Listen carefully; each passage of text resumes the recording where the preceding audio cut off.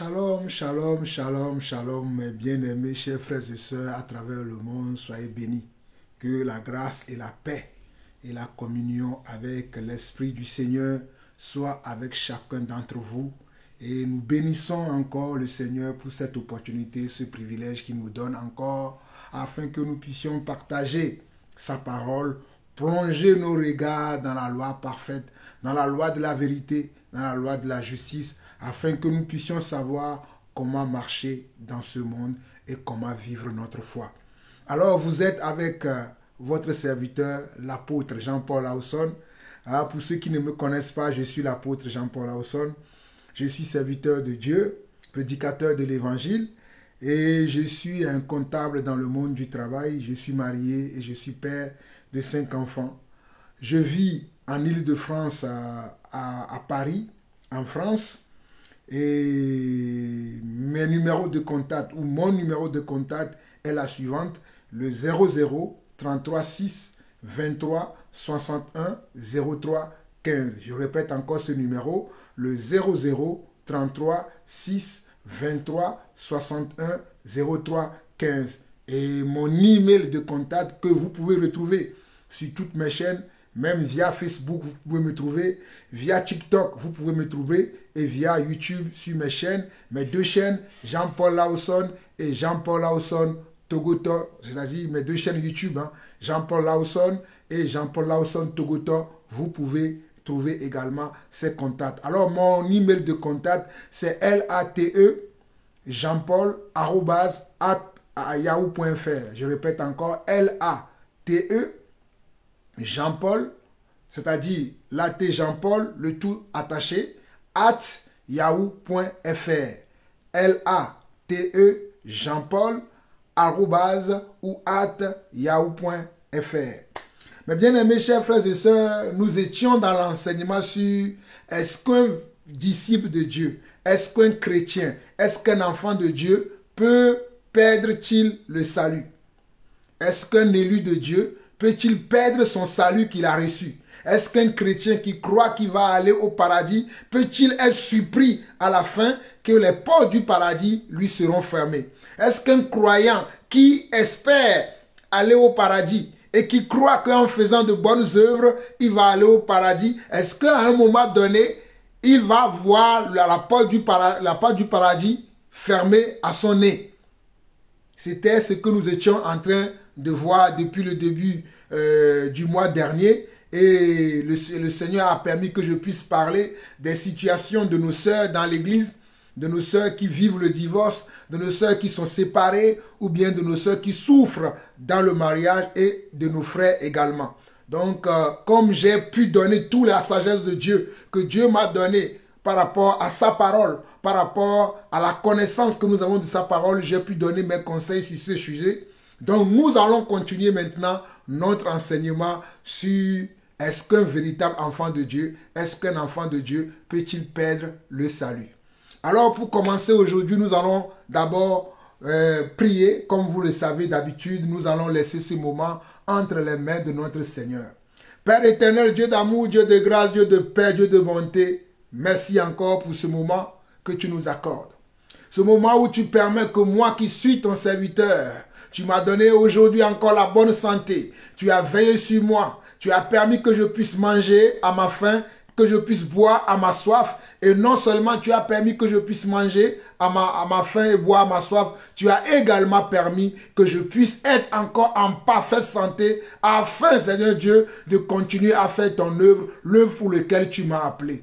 Papa, je me présente encore devant ton église où je vais commencer à parler de ta part. Alors je prie au nom de notre Seigneur Jésus que tu puisses contrôler, Seigneur Dieu, mon langage, que tu puisses contrôler, Seigneur Dieu, mes émotions, mes sentiments, afin que tout ce qui sortira de ma bouche soit que de toi et de toi seul, afin que toute la gloire, l'honneur, la puissance te reviennent à toi, mon Seigneur, mon Sauveur et mon Dieu. Reçois la gloire des siècles pour les siècles des siècles, au nom de Jésus-Christ. Ainsi nous avons prié. Amen.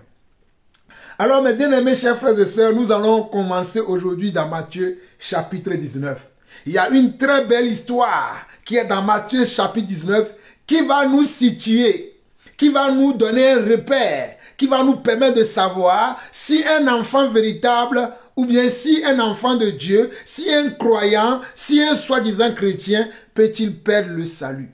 Parce que malgré les 3 séries d'enseignements que j'ai déjà donnés, je reçois encore des questions de certains frères, de certaines sœurs, je crois qu'ils sont mal affermis ou qui sont mal enseignés ou peut-être mal renseignés, qui me posent la question que normalement, les 3 séries d'enseignements que vous avez écoutés déjà, vous devez savoir ce que le Seigneur pense par rapport à ces sujets.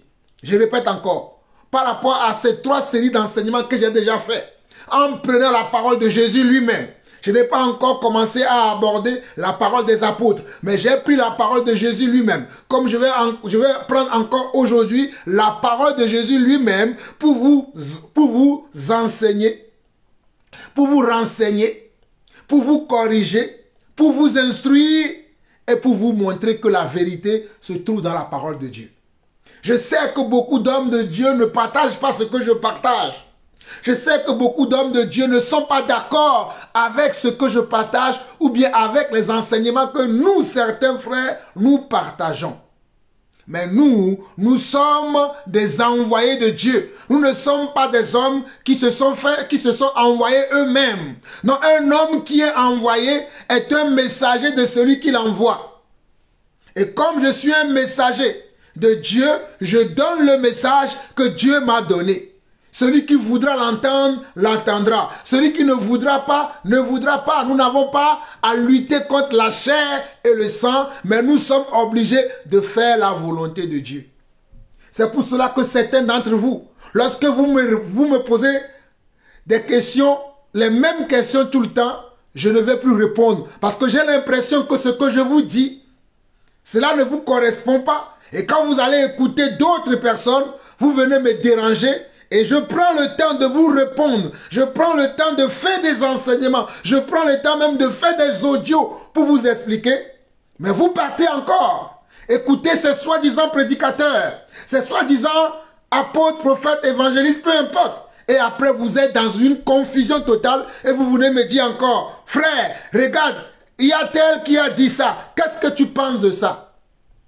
Frère, regarde, il y a un tel qui a dit ça. Qu'est-ce que tu penses de ça? Moi, je pense à l'écriture. Écoutez-moi très bien. Je pense aux écritures. Je ne pense pas à ce qu'un tel pense ou un tel pense. Je pense à ce que Jésus a dit dans sa parole. Je répète encore ces phrases-là. Je ne pense pas à ce que les autres pensent. Parce que je ne suis pas les autres. Je suis l'apôtre Jean-Paul Lawson et je parle de la part de Dieu à quiconque voudra m'entendre. Non, ne venez pas me dire, oui, un tel a dit ça, mais il a beaucoup de membres dans son église. Et tu crois que tous ces gens-là qui sont dans cette église-là iront en enfer? Je n'en sais rien. Mais moi, ce que je sais, c'est la parole de Dieu. Oui, apôtre, regarde. Regarde, il fait des miracles. Regarde comment il prêche. Il prêche quand même la vérité. Mais ira-t-il en enfer? Mes amis, je vous dis encore, et ça je vais vous citer un passage. Et si vous là, vous reconnaissez, vous dont je parle là, vous dont je parle là, vous vous reconnaissez. Ou bien vous vous reconnaîtrez dans mes dits, dans mes propos. Si vous revenez encore, malgré les explications que je vous ai données, malgré les détails que je viens de faire encore, et que je vais encore approfondir, vous venez encore me dire, un tel a dit ceci, un tel a dit ceci, un tel fait ceci, un tel fait cela, je ne vous répondrai pas. Je ne vous répondrai plus. Matthieu chapitre 7, avant d'aller dans Matthieu chapitre 19, allons lire Matthieu chapitre 7, le verset 21. Tout est dans la parole de Dieu. Matthieu chapitre 7, le verset 21 dit ceci. Écoutez bien. Ceux qui me disent Seigneur, Seigneur, n'entreront pas tous dans le royaume des cieux, mais seulement celui qui a fait la volonté de mon Père qui est dans les cieux. Je répète encore. Ceux qui me disent Seigneur, Seigneur, n'entreront pas dans le royaume des cieux, mais seulement celui qui a fait la volonté de mon Père qui est dans les cieux. Là, c'est Jésus qui parle. Jésus dit, ceux qui diront Seigneur, Seigneur, ceux qui m'appelleront Jésus, Jésus, ceux qui m'appelleront Dieu, Dieu, ceux qui m'appelleront leur Seigneur, ils peuvent m'appeler. Mais ceux-là que moi je reconnais qu'ils sont mes véritables disciples, qu'ils sont mes véritables suiveurs, qu'ils ont marché selon ma parole, qu'ils ont agi selon ma parole, c'est ceux qui ont fait ma volonté.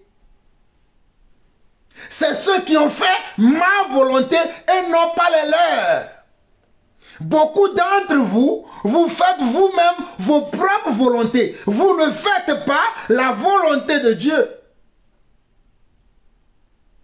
Mais vous croyez que Jésus va vous accepter? Moi, je ne comprends pas quelqu'un qui signe un contrat dans une entreprise où l'entreprise fabrique des chaussures, mais toi, tu as décidé, bon, tu vas fabriquer des robes. Mais le contrat que tu as signé, c'est un contrat où tu dois être aussi comment? Dans la production des chaussures. Mais toi-même, tu décides de produire des robes. Moi, je ne sais pas si dans le monde dans lequel nous vivons, il y a des entreprises comme ça. Écoutez-moi très bien. Je suis l'apôtre Jean-Paul Lawson. Si vous voulez faire vos choses là, faites vos choses. Mais quand vous me voyez moi là, passez votre chemin. Nous ne sommes pas des collègues, nous ne sommes pas des amis, nous ne sommes pas des frères. Écoutez-moi très bien. Je répète encore. Quand vous voulez faire vos trucs, allez faire vos choses. Je vous dis quelque chose. Mais quand vous voulez marcher avec moi, quand vous voulez que nous soyons dans la communion de la parole, suivez ce que je dis. Suivez ce que je dis et suivez ma propre exemple. Je ne prêche pas quelque chose d'autre que moi-même je ne vis pas. Ce que je prêche, je le vis moi-même. Je suis l'exemple de ce que je dis.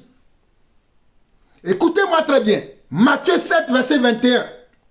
Ceux qui me disent Seigneur, Seigneur, n'entreront pas tous dans le royaume des cieux, mais seulement celui qui a fait la volonté de mon Père qui est dans les cieux. C'est moi qui ai écrit ça. Jésus, que vous dites que vous suivez. Jésus, que vous dites qu'il est votre maître. Jésus, que vous dites qu'il est votre Dieu. Jésus, que vous dites qu'il vous a appelé.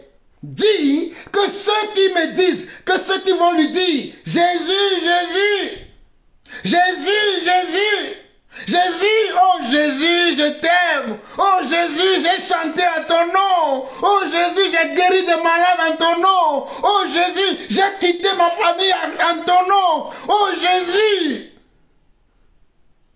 j'ai abandonné le monde en ton nom. Jésus te dira bravo. Mais as-tu fait ma volonté? As-tu fait ma volonté, ce que j'attends de toi? Ne vous trompez pas, hein? Que personne ne vous séduise. Ni moi, ni les autres, que personne d'autre ne vous séduise. Soyez des élèves, des étudiants de la parole de Dieu. Voici un étudiant aguerri. Voici un étudiant qui est fou. Oh, alléluia. Que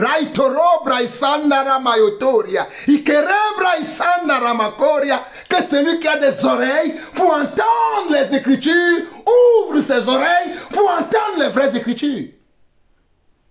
Nous ne venons pas ici parce que nous n'avons rien d'autre à faire. Nous venons ici parce que Dieu nous a appelés. Je continue la lecture du passage. Verset 22 de Matthieu 7. Plusieurs me diront en ce jour. Écoutez bien. Plusieurs me diront en ce jour-là. C'est qu'il y a un jour qui va arriver. Oh, permettez-moi de prêcher ici. Oh, plusieurs me diront en ce jour-là. Oh, Maïtarabrosa. Plusieurs. Pas un, pas deux, pas trois, pas quatre, pas une dizaine de personnes, pas une centaine de personnes, mais plusieurs. Alléluia. Mais plusieurs. Ça veut dire que le nombre de ceux-là qui seront étonnés, de ceux-là qui seront choqués, de ceux-là qui seront refusés à la porte du paradis seront nombreux. Oh, que celui qui a des oreilles entende ce message. C'est que ce jour-là, à la porte du paradis, oh alléluia, à la porte du paradis, ceux qui seront, comment, refusés, ceux à qui la porte sera fermée, ceux à qui Les barrières vont tomber et ils ne peuvent pas avancer, seront nombreux. Oh, je vais le dire en d'autres mots. Je dis le jour là où le Seigneur va dire, j'ai ouvert maintenant la porte du paradis afin que mes choisis, afin que mes appelés, afin que mes élus entrent. Ce jour-là, certains ne rentreront pas.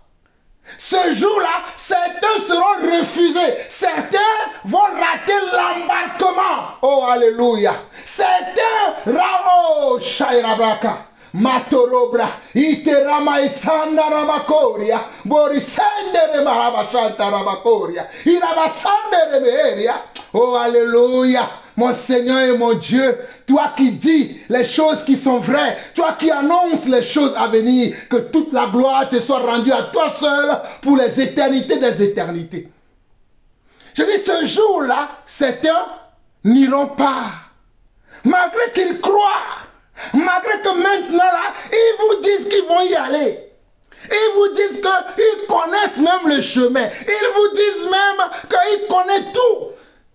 Malheureusement, ils seront refusés.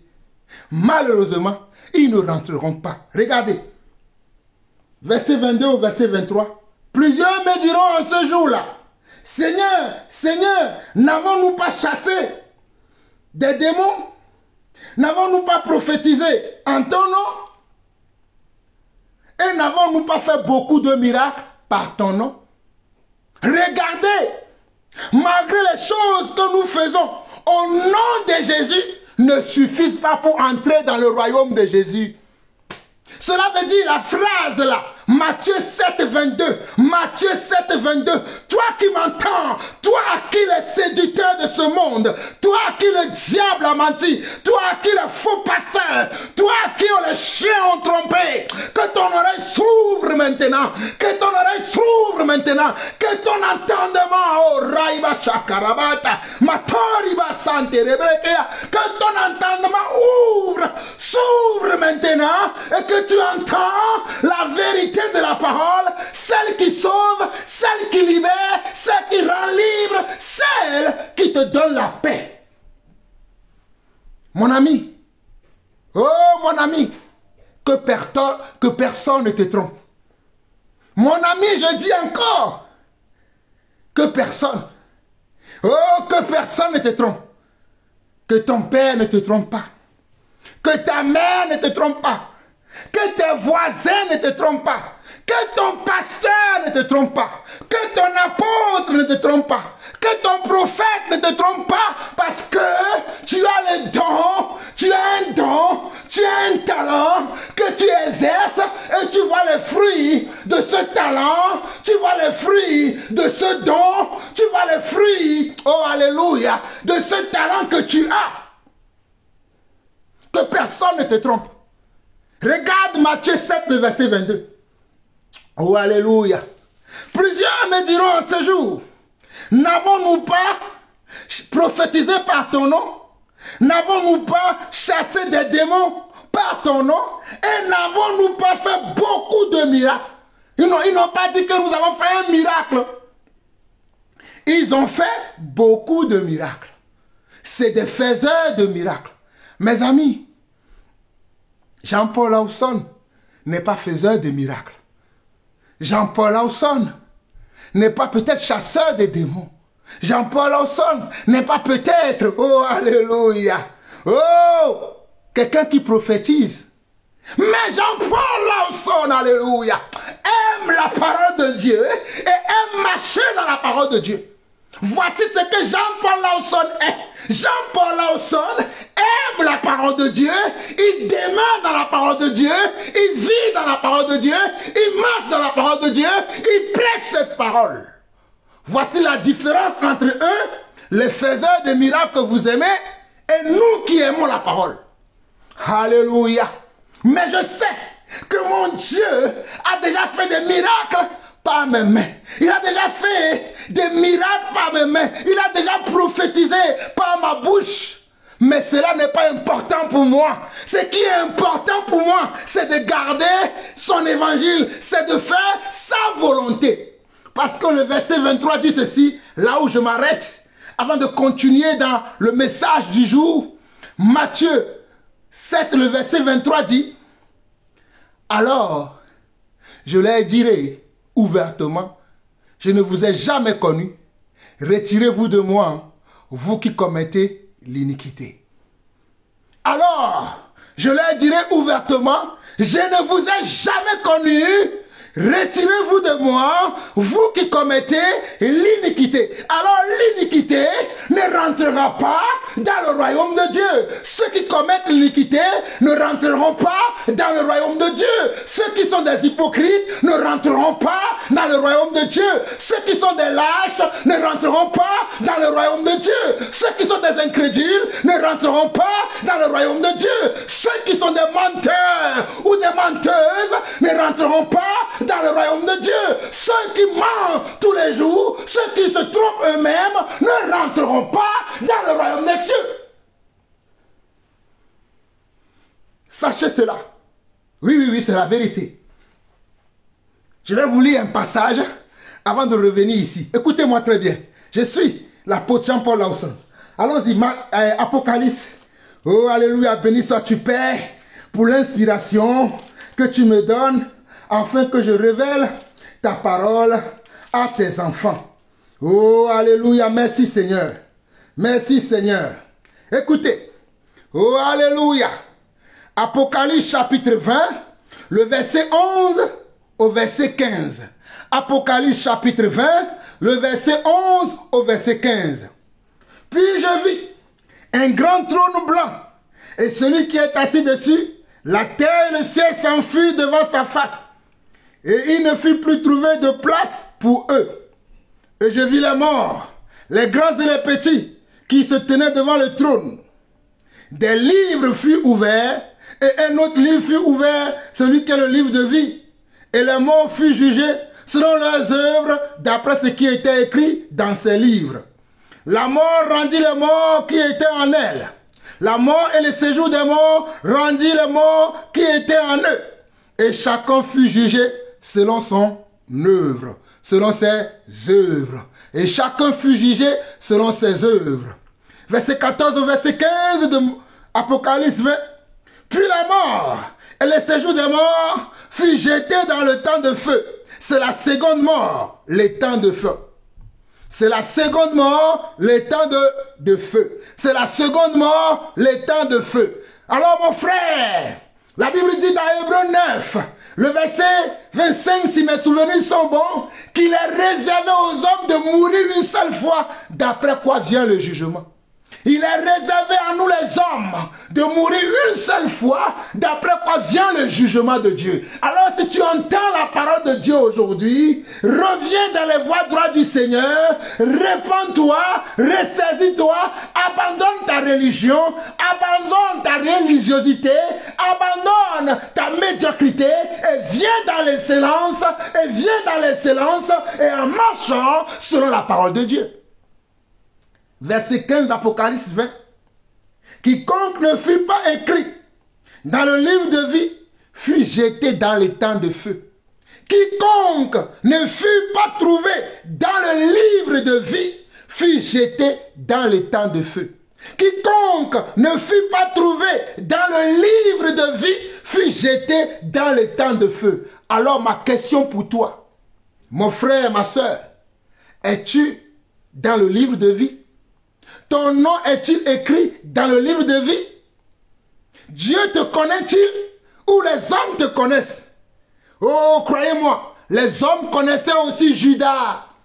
Les hommes connaissaient aussi Judas. Ils savaient qu'il marchait avec Jésus. Et Judas avait chassé les démons. Judas avait guéri les malades. Judas avait même ressuscité les morts. Mais malheureusement, Judas ira en enfer. Malheureusement, Judas va aller dans le séjour des morts.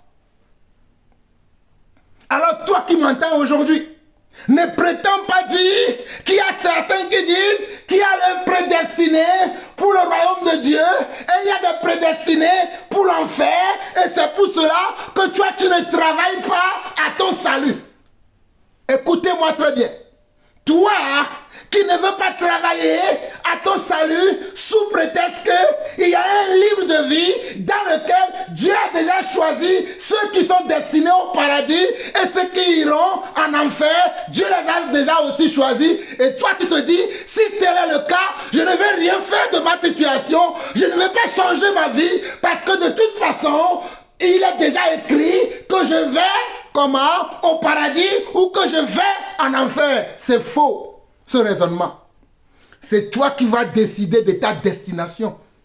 Oh, alléluia. C'est toi qui dois décider de ta destination et je te le confirme par un seul verset, Jean 3, le verset 16 qui dit, Dieu a tant aimé le monde. La parole ne dit pas que Dieu a tant aimé une partie du monde. Oh, alléluia.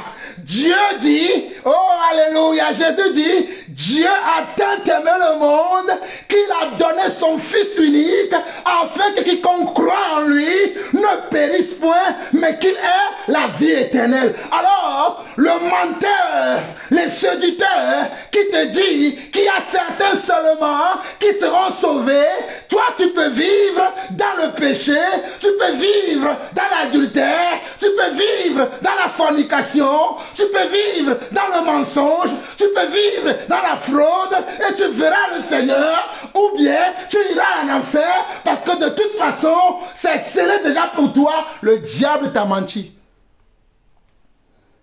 Le diable t'a menti, car il est également écrit, si tu entends sa voix, n'endurcis pas ton cœur.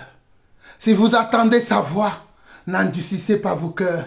Si vous entendez que le Seigneur vous parle, oh, Shairabrase, Maiterebra, Matorose, Ikerama, Morobro, Isenderema, Ikarabra, Iterema, Isotorebra, Koriba Sana, Ramashe, Kerabra, Izande, Matoribra, Ikarabaro, Mashama, Isataraba, Rose, Itereba, Karabaheria. Oh, toi qui te dis, je connais. Je vois que tu ne connais pas. Toi qui dis je sais, je vois que tu ne sais pas. C'est pour ça que je permets qu'on te parle. C'est pour ça que je permets qu'on te dise la vérité. C'est pour ça que je permets que tu entends ce message. Ne dis pas que je n'ai pas entendu. Ne dis pas, oh, qu'est-ce qu'il dit, qu'est-ce qu'il raconte au juste. Prête attention à ce message, car tu en as besoin. Tu en as beaucoup besoin. Que celui qui a des oreilles pour entendre, entend ce que dise le Saint-Esprit. Matthieu 24, avant d'aller dans Matthieu 19, où nous allons être enseignés aujourd'hui, allons dans Matthieu 24, le verset 35 qui dit, « Le ciel et la terre passeront, mais mes paroles ne passeront point. Le ciel et la terre passeront, mais mes paroles à moi Jésus, les paroles, les recommandations, les conseils, les instructions, les lois, les ordonnances que je vous prescris afin que vous marchiez dans ces ordonnances, dans ces prescriptions, selon ces règles, selon ces fondements, selon ces repères, ne passeront point. You hear me? Do you understand what I'm saying? Est-ce que vous comprenez ce que j'ai dit? Est-ce que vous entendez ce que j'ai dit? Do you hear me? Vous me comprenez? Ok, Matthieu 19 maintenant. Que le Seigneur soit béni pour son onction sur moi. Oh, alléluia, nous bénissons le Saint-Esprit pour la grâce qu'il nous fait. Matthieu 19, à partir du verset 16. Nous allons nous arrêter au verset 26. Matthieu 19, à partir du verset 16, et nous allons nous arrêter au verset 26. Et voici un homme s'approcha et dit à Jésus, « Maître, que dois-je faire de bon pour avoir la vie éternelle ?» Regardez la question. Dans la question, il y a une révélation. Dans la question de ce monsieur qui s'est approché, qui s'est approché de Jésus un jour pour lui poser la question de savoir comment il doit faire pour avoir la vie éternelle. Je crois que quand nous disons que quelqu'un peut perdre le salut, en d'autres mots, nous sommes en train de dire que quelqu'un peut perdre la vie éternelle. nous disons que quelqu'un peut perdre le salut, quelqu'un peut avoir la porte du paradis fermée à son nez, quelqu'un peut se retrouver dans l'enfer, ça veut dire que nous sommes en train de dire que la personne perd la vie éternelle. Mais regardez la question qu'un homme a posée à Jésus. Certains d'entre vous, vous posez aujourd'hui la même question. Voilà pourquoi je vous dis que tout est dans la parole, tout est dans les Écritures. Car il est écrit dans 2 Timothée 3,16, toute Écriture est inspirée de Dieu et utile pour enseigner, pour corriger, pour convaincre, afin que l'homme de Dieu soit parfait en toute bonne œuvre. 2 Timothée 3,16, 2 Timothée 3,16, toute écriture est inspirée de Dieu, utile pour convaincre, utile pour enseigner, utile pour corriger, utile pour instruire, afin que l'homme de Dieu soit parfait en toute bonne œuvre. Que celui qui a des oreilles pour entendre, entend cela. Matthieu 19, le verset 7 au verset 26. Et voici un homme s'approcha et dit à Jésus, « Maître, que dois-je faire de bon pour avoir la vie éternelle ?» Cela veut dire que le monsieur qui a posé la question sait que ce n'est pas tout ce que nous faisons qui peuvent nous amener dans le royaume des cieux. Parce qu'il a dit, « Que dois-je faire de bon ?» Parce qu'il y a des choses que tu fais, mais qui ne sont pas bons. Il y a des choses que tu fais qui ne sont pas du tout bons. Il y a des choses que nous faisons qui ne sont pas bons pour hériter la vie éternelle. Mes amis, il y a des choses que des hommes font qui ne méritent pas d'obtenir la vie éternelle, qui ne méritent pas d'obtenir le salut éternel. Il y a des choses que des femmes font. Oh, alléluia. Des hommes et des femmes dans l'église aujourd'hui font des choses qui vont leur fermer la porte de la vie éternelle. Oh, alléluia. Je suis l'apôtre Jean-Paul Hawson et je parle de la part de Jésus. Il y a des choses que les hommes font aujourd'hui, que les femmes font aujourd'hui, qu'ils soient religieux, qu'elles soient religieuses, mais ces choses seront comment? Les raisons pour lesquelles ils ne rentreront pas dans le royaume des cieux. Voilà pourquoi ce monsieur avisé, connaisseur, sachant ce qui va se passer, vient voir Jésus et lui demande au verset 16 de Matthieu 19, « Que dois-je faire de bon pour avoir la vie éternelle ?» Écoutez la réponse de Jésus. Écoutez la réponse de Jésus.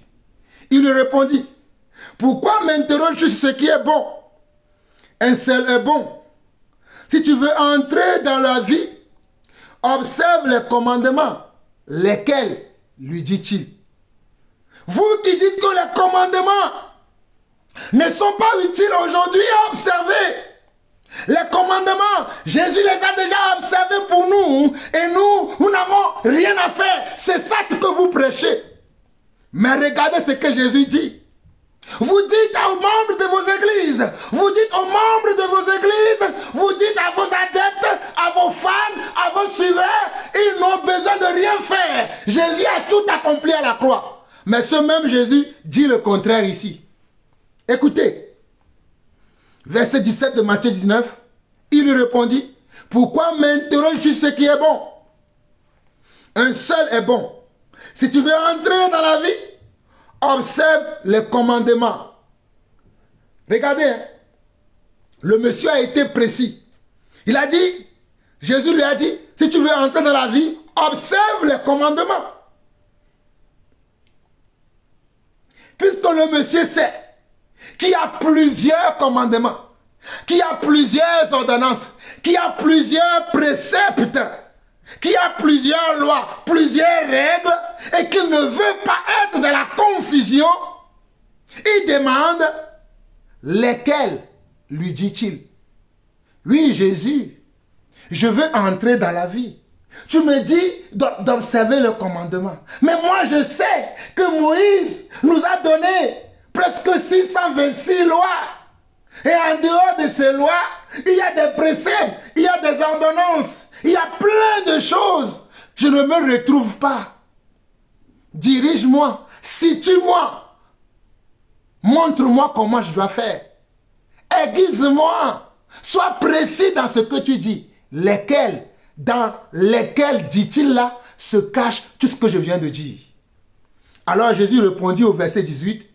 Et Jésus répondit, tu ne tueras point, tu ne commettras point d'adultère, tu ne déroberas point, tu ne diras point de faux témoignages, honore ton père et ta mère, et tu aimeras ton prochain comme toi-même. Regardez, Jésus lui cite une partie des 10 commandements. Jésus lui cite une partie des 10 commandements en disant, au verset 18 de Matthieu 19, tu ne tueras point, tu ne commettras point d'adultère, et tu ne déroberas point, tu ne diras point de faux témoignages, honore ton père et ta mère, et tu aimeras ton prochain comme toi-même. Ce n'est qu'une partie des 10 commandements. Ce n'est pas la totalité des 10 commandements. Néanmoins, Jésus lui a donné quelques détails afin de l'aider à comprendre quelle est sa pensée, afin de comprendre quel est l'état d'esprit de Jésus lorsqu'il lui a posé la question et de savoir qu'est-ce que lui il doit faire. Alors au verset 20, le jeune homme lui dit, j'ai observé toutes ces choses, que me manque-t-il encore? Waouh! J'aime ce jeune homme, car il m'aide moi aussi à comprendre la volonté de Dieu. Beaucoup diront, ce jeune homme-là, oh mais qu'est-ce qu'il veut? Il a tout. Mais j'aime ce jeune homme car il m'a aidé. Et toi qui m'écoutes aujourd'hui, il t'a aidé aussi à ce que tu ne tombes pas dans le piège de l'ennemi. Il nous a tous aidés.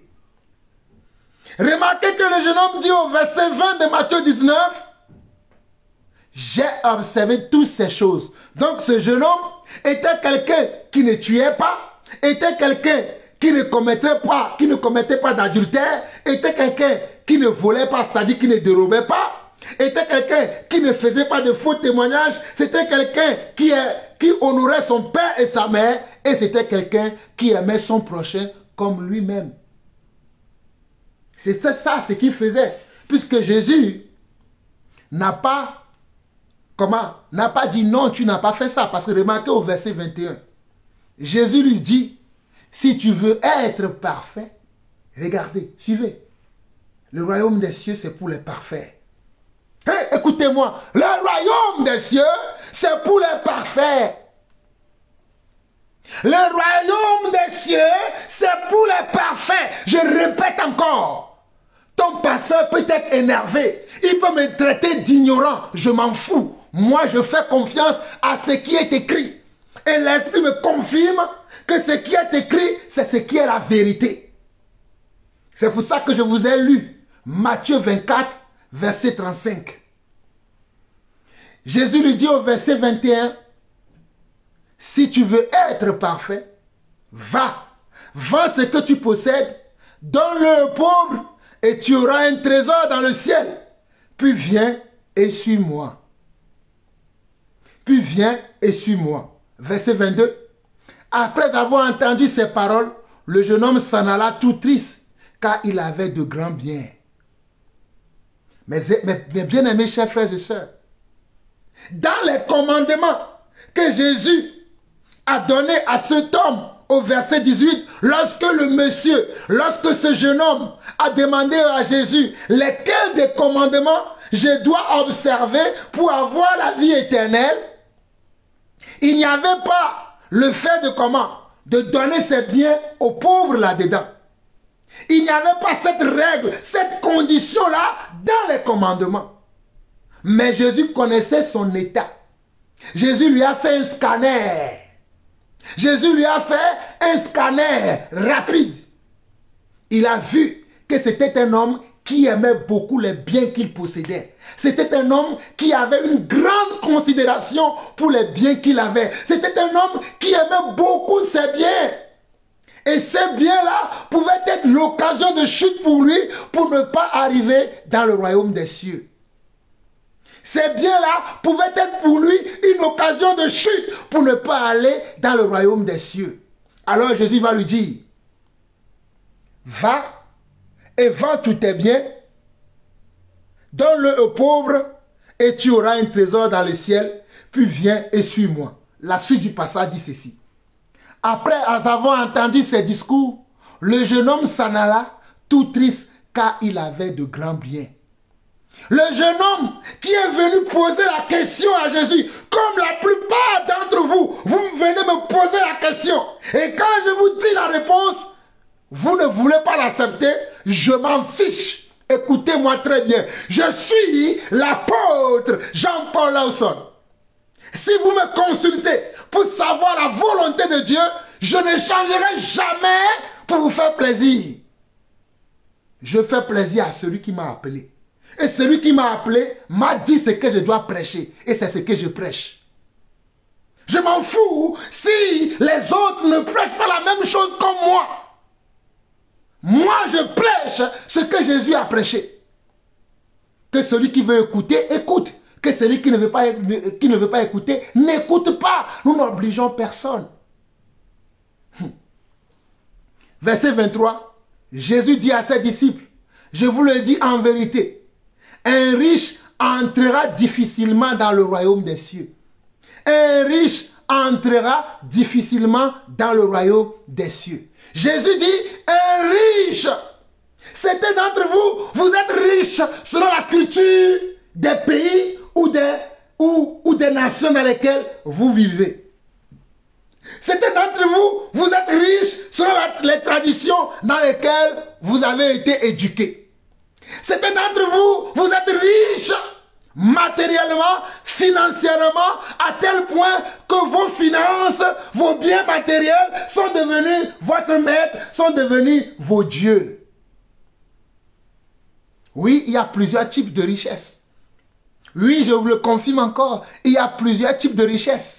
Certains d'entre vous, vous êtes tellement intelligents, vous êtes tellement sages à vos propres yeux que vous vous dites, mais quel est ce Dieu qui me demande de faire toutes ces choses pour le suivre?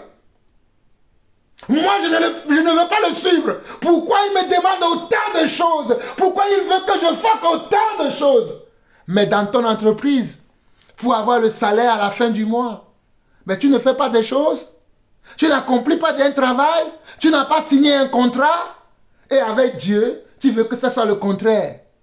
Beaucoup de choses que nous faisons dans le monde naturel ont leur modèle dans le monde spirituel aussi. Je dis beaucoup de choses que nous faisons dans le monde naturel ont leur modèle dans le domaine spirituel aussi. Jésus continue, verset 24 au verset 26. Je vous le dis encore, il est plus facile à un chameau de passer par le trou d'une aiguille qu'à un riche d'entrer dans le royaume de Dieu. Regardez bien, je vous le dis encore, il est plus facile à un chameau de passer par le trou d'une aiguille qu'à un riche d'entrer dans le royaume de Dieu. Donc, un chameau, vous connaissez le chameau, non? Le chameau peut-il entrer dans le trou d'une aiguille? Mais Jésus prend cet exemple-là. C'est une image. C'est une image. Certains disent qu'à l'époque, en Israël, il y avait certaines portes qui étaient tellement petites et que les chameaux ne passaient pas. Que Jésus faisait allusion à ce passage-là. Moi, je ne connais pas. Mais ce que je sais, c'est que je connais une aiguille. Parce qu'une aiguille, je l'ai vue aujourd'hui, de nos jours. Et je sais qu'une aiguille a un petit trou. Et ce petit trou-là, aucun chameau, même une fourmi, ne peut même pas passer dedans. Un cafard ne pourra pas passer dedans. Un moustique ne pourra pas passer dedans. Voilà pourquoi Jésus dit, je vous le dis encore, il est plus facile à un chameau de passer par le trou d'une aiguille qu'à un riche d'entrer dans le royaume de Dieu. Les disciples ayant entendu cela, furent très étonnés. Regardez. Les disciples, ayant entendu cela, furent très étonnés et dit, qui peut donc être sauvés. Nous parlons de salut aujourd'hui ou nous rigolons dans l'église? Parlons-nous du même salut que dans les Jésus, les apôtres ont parlé? Parlons-nous de la même chose? Parce que lorsque Jésus parlait, les disciples comprenaient. Et ils étaient tristes lorsqu'ils écoutaient la parole de Jésus. Parce qu'ils voyaient que beaucoup vont perdre. Ils voyaient que beaucoup seront comment? Déchus de la grâce. Ils voyaient que beaucoup seront comment? Déchus de la promesse de Dieu. Car Dieu a tant aimé le monde qu'il a envoyé son Fils unique afin que quiconque croit en lui ne périsse point. Jean l'avait vu. Pierre l'avait vu d'avance. Parce qu'on nous dit au verset 25, les disciples, au verset 25 de Matthieu 19, les disciples ayant entendu cela, furent très étonnés. Ils ne furent pas contents, ils ne furent pas comment, très enthousiastes, ils étaient étonnés, ils ont dit, ah bon, quelqu'un pourra-t-il faire toutes ces choses pour toi? Il pourra honorer son père, il pourra comment, ne pas commettre l'adultère, il pourra ne pas dérober, il pourra ne pas comment, ne pas faire de faux témoignages. Il pourra ne pas tuer. Mais le fait simplement d'aimer les biens matériels qu'il a, d'aduler les biens matériels qu'il a, le fait simplement de garder ses biens matériels à tel point qu'il va s'attacher à ses biens matériels, il va rater le royaume des cieux. Waouh! Il va rater la vie éternelle. Pierre était étonné. Mais Jésus lui dit au verset 26, Jésus les regarda et leur dit, aux hommes, cela est impossible, mais à Dieu, tout est possible. Jésus les regarda et leur dit, pour vous, cela est impossible, mais pour Dieu, pour ceux qu'il a appelés, ceux qu'il a choisis et qui ont compris qu'eux aussi, ils doivent le choisir, cela n'est pas impossible. Les gens comme nous, qui avons choisi aussi Dieu, pour nous, Dieu ne nous demande pas grand-chose. Nous nous efforçons tous les jours d'accomplir sa volonté, de faire ce qu'il aime, de faire ce qu'il désire. Cela n'est pas un problème pour nous. Peut-être pour vous autres, cela est un problème. D'accord. Cela ne veut pas dire que cela ne veut pas dire que nous sommes parfaits, que nous ne faisons pas d'erreur, que des fois nous ne ratons pas le but. Il nous arrive à nous aussi. Oui, oui, oui, croyez-moi. Il m'arrive à moi aussi de rater la volonté de Dieu, de passer outre, de commettre des choses que Dieu ne veut pas. Mais lorsque j'entends sa voix et qu'il m'interpelle et me dit, n'avais-je pas dit que tu ne dois pas faire ceci? Ne t'avais-je pas parlé que tu ne dois pas parler de telle sorte? Ne t'avais-je pas averti? J'ai dit, oh Seigneur, pardonne-moi, pardonne-moi, pardonne-moi, car j'ai cédé à la chair. Je veux bien faire le bien. Je veux bien faire ce que tu me commandes.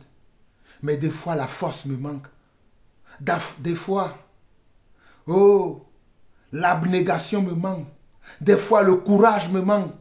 Des fois, Seigneur, je n'y arrive pas. Mais je te promets que je vais m'y atteler. Je te promets que je vais faire. Je te promets que je vais essayer. Même si je tombe, je réessayerai encore. Même si je tombe, je réessayerai encore. Je ne veux pas abandonner parce que je n'y arrive pas d'un premier coup. Je ne veux pas abandonner, je n'y arrive pas d'un premier coup. J'essaierai plusieurs fois s'il le faut. Mais Seigneur, c'est moi qui n'y arrive pas. Mais toi, tu es juste dans ton jugement. Pardonne-moi seulement. Sois lent dans ta colère envers moi. Permets-moi encore, donne-moi une seconde chance.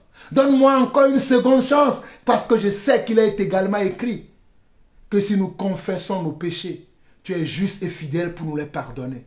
Alors je confesse mon manque de désobéissance devant toi. Je confesse mon hypocrisie devant toi. Je confesse mon mensonge devant toi. Je confesse ma duplicité devant toi. Je confesse ma fausseté devant toi. Je confesse, oh papa, toute l'iniquité que j'ai gardée dans mon cœur, toute la haine, toute la jalousie, toute l'envie que j'ai gardée dans mon cœur. Je le confesse devant toi et je l'abandonne entre tes mains aujourd'hui, papa. Car tu as dit, venez à moi, vous toutes qui êtes fatigués et chargés, et moi je vous donnerai du repos. Seigneur, me voici devant toi. Je suis fatigué de la haine, je suis fatigué de l'envie, je suis fatigué de la fornication, je suis fatigué. Papa, je suis fatigué. I'm tired, I am tired, I am tired. Je suis fatigué. Viens à mon secours. Viens au secours de mon incrédulité. Viens au secours de ma faiblesse. Viens au secours de mon incompétence. Viens au secours de mon incohérence. Viens au secours de ma ridiculité. Viens au secours. Viens au secours. Et le Seigneur vient et il m'aide. Et le Seigneur vient et il m'aide. Ce que je n'étais pas capable de faire, je finis par le faire. Ce que je n'étais pas capable d'entendre, je finis par l'attendre. Ce que je n'étais pas capable de comprendre, je finis par le comprendre. Allons dans Matthieu 5 rapidement. Matthieu 5 rapidement, mais nous reviendrons dans Matthieu 5 demain. Mais je vais vous lire Matthieu 5 rapidement aujourd'hui. Matthieu 5 rapidement. Oh, alléluia. Matthieu 5. Matthieu 5 à partir du verset Matthieu 5, à partir du verset 1er, Jésus dit, voyant la foule, Jésus monta sur la montagne et après qu'il se fut assis, ses disciples s'approchèrent de lui. Puis ayant ouvert la bouche, il les enseigna et dit, heureux les pauvres en esprit, car le royaume des cieux est à eux. Es-tu pauvre en esprit? Es-tu pauvre en esprit réellement? Être pauvre en esprit, c'est se débarrasser de l'éducation que le monde aujourd'hui veut nous transmettre. L'éducation que nos ethnies, nos cultures, nos traditions, nos régions dans le monde veulent nous transmettre. Es-tu pauvre selon cet esprit-là? Si tu n'es pas pauvre selon cet esprit, tu rateras certainement le royaume des cieux. Heureux les affligés, car ils seront consolés. Es-tu affligé de ta situation, de ton état? Es-tu véritablement affligé? Te sens-tu triste parce que tu n'arrives pas à faire la volonté de Dieu? Te sens-tu triste parce que tu n'arrives pas à marcher dans ses voies? Verset 5. Heureux les hommes de cœur, car ils hériteront la terre. Es-tu humble de cœur? Ou bien tu te suffis à toi-même? Tu sais tout, tu connais tout. Es-tu humble de cœur? Es-tu humble de cœur? Ou tu te suffis à toi-même? Ou tu as une haute opinion de toi? Comment ce Dieu-là peut me demander de faire beaucoup de choses comme ça? Qui est-il? Je ne le vois même pas. Où est-il? Si tu es dans ce genre de questions, sache que tu n'as pas encore gagné le royaume des cieux. Si tu es souvent dans ce genre de questionnement où tu te dis, mais il me demande trop, mais pourtant il se cache, je ne le vois pas. Mais pourtant il ne se montre pas souvent. Tu n'as pas encore gagné le royaume des cieux. Heureux ceux qui ont faim et soif de la justice, car ils seront rassasiés. As-tu soif de la justice de Dieu? As-tu soif de la justice de Dieu? La justice de Dieu, c'est la façon de Dieu de faire les choses. Ce n'est pas à toi ta façon de faire les choses. Je répète encore cette phrase. La justice de Dieu, c'est la façon ou les moyens de Dieu de faire les choses. Ce n'est pas selon tes moyens, ce n'est pas selon ta façon, mais ce sont selon les façons et les moyens de Dieu de faire les choses. Heureux les miséricordieux, car ils obtiendront miséricorde. Es-tu quelqu'un qui aime faire miséricorde à son prochain? Quand quelqu'un te blesse, quand quelqu'un t'offense, es-tu comment? Es-tu quelqu'un qui pardonne facilement? Ou tu es quelqu'un qui tient rigueur aux gens? Tu es quelqu'un qui aime faire vengeance toi-même? Es-tu quelqu'un de telle sorte? Travaille encore sur ton caractère. Heureux ceux qui ont le cœur pur, car ils verront Dieu. Heureux ceux qui ont le cœur pur, car ils verront Dieu. Heureux ceux qui ont le cœur pur, car ils verront Dieu. As-tu le cœur pur? Mon ami, mon frère, ma soeur, ne te mens pas à toi-même. Pendant que je parle, le Seigneur te montre l'état de ton cœur. Je vais m'arrêter là. Pendant que je parle, certains d'entre vous, le Seigneur vous montre votre cœur. Oh, alléluia. Matthieu 5, verset 8. Heureux ceux qui ont le cœur pur, car ils verront Dieu. Pour pouvoir voir Dieu, il faut avoir le cœur pur. Pour pouvoir voir Dieu, il faut avoir le cœur pur. Et dans le cœur, tu ne dois pas avoir de la jalousie. Et dans le cœur, tu ne dois pas avoir des pensées mauvaises. Dans le cœur, tu ne dois pas avoir l'envie. Dans le cœur, tu ne dois pas avoir le mensonge. Dans le cœur, tu ne dois pas avoir la tricherie. Dans le cœur, tu ne dois pas avoir l'hypocrisie. Dans le cœur, tu ne dois pas avoir le meurtre. Dans le cœur, tu ne dois pas avoir la fornication. Dans le cœur, tu ne dois pas avoir toutes les pensées qui sont contraires à la volonté de Dieu. Un cœur pur, c'est un cœur qui est selon la sagesse de Dieu. Un cœur pur, c'est un cœur qui demeure dans l'intelligence de Dieu. Un cœur pur, c'est un cœur qui respecte les ordonnances, les préceptes de Dieu. As-tu un cœur pur? As-tu un cœur pur? Toi qui aimes dire, Dieu regarde au cœur. Dieu regarde au cœur. J'aimerais te dire qu'il est écrit également que c'est de l'abondance du cœur que la bouche parle. Toi qui aimes dire que Dieu regarde au cœur seulement, j'aimerais te dire aujourd'hui que le Seigneur a dit également que c'est de l'abondance du cœur que la bouche parle. En d'autres mots, c'est de l'abondance du cœur que tu commets certains actes. C'est ce que tu as à l'intérieur de toi que tu reflètes par ton comportement, par ton caractère, par tes actions, par tes attitudes. Ne te trompe pas toi-même en disant, oh, mon cœur est pur. Alors que dans ton cœur, tu as comment? Les frivolités. Alors que dans ton cœur, tu as la fornication. Alors que dans ton cœur, tu médites comment tu vas tuer tel frère. Comment tu vas médire de telle personne. Comment tu vas mal parler. Même de moi, Jean-Paul Lawson. Mais tu dis que tu as le cœur pur. Continue de te mentir à toi-même. Mais tu ne verras pas Dieu. Car le Seigneur dit dans Matthieu 5, 8, heureux ceux qui ont le cœur pur, car ils verront Dieu. As-tu le cœur pur? Car le Seigneur dira dans un autre passage que le maître, les adultères, la fornication, tout cela vient du cœur. Le meurtre, les adultères, la fornication, le mensonge, les dérèglements, la jalousie, pour ne citer que cela, viennent du cœur. Alors toi qui m'entends aujourd'hui, toi qui te dis que tu es enfant de Dieu, quel est l'état de ton cœur? Ton cœur est-il pur? Matthieu 5, 8. Car heureux sont ceux qui ont le cœur pur, car ils verront Dieu. Heureux ceux qui ont le cœur pur, car ils verront Dieu. Heureux ceux qui ont le cœur pur, car ils verront Dieu. Père, me voici encore à la fin de cet enseignement que tu as inspiré, Papa. Éternel mon Dieu, pendant que je parle, je sais que beaucoup se voient dans ce que tu m'envoies dire à ton peuple. Beaucoup sont en train de se repentir. Beaucoup sont en train de se remémorer, Seigneur Dieu, l'alliance qu'ils ont fait avec toi.